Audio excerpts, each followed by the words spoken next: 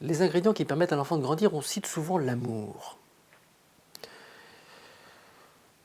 Et on a raison. L'amour est plutôt bienvenu. Mais l'amour est en même temps une denrée un peu, je dirais, un peu générale. D'ailleurs, l'amour est un terme qui concerne également la relation entre adultes. Quels sont les ingrédients qui permettent à l'enfant de grandir? C'est le fait d'avoir, c'est le fait de la fonction de tuteur que les parents vont avoir au travers du lien d'identification. Cette fonction de tuteur, elle est dans le fait que les enfants, que les parents, je dirais, revivent d'une certaine manière, pour une part, leur propre enfance au travers de leur enfant, parce qu'être parent, c'est cela, c'est revivre la situation d'enfance et en même temps la déléguer à son enfant, c'est-à-dire accepter de ne plus être soi-même l'enfant qui est en attente de recevoir.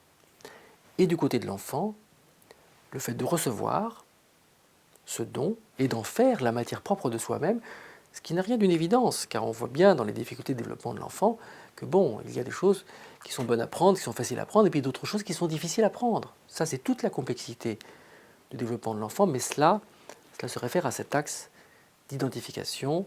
Là, il est le même que moi, avec aussi toutes les différences qui se cherchent autour de cet axe.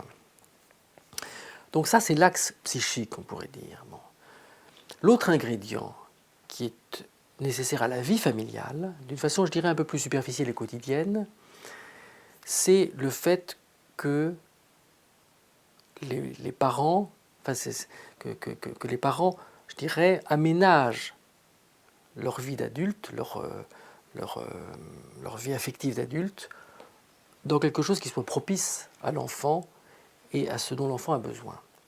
Autrement dit, que les adultes, que sont les parents, ne fassent pas intervenir leur sexualité, qui serait intrusive pour l'enfant, et ne fassent pas intervenir leur violence d'adulte, mais transforment ce qu'il peut y avoir en eux de sexuel et de violent au profit de la tendresse qui est issue, je dirais, du courant sexuel, mais transformé par l'interdit de l'inceste, et de la fermeté éducative qui est issue du courant violent, mais cadrée en fonction de l'intérêt de l'enfant.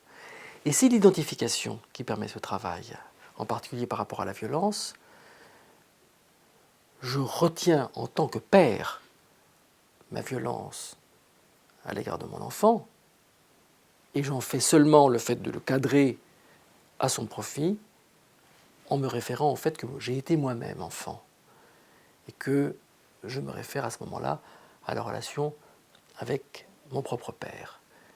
Mon propre père m'a transmis le fait que je puisse devenir père un jour.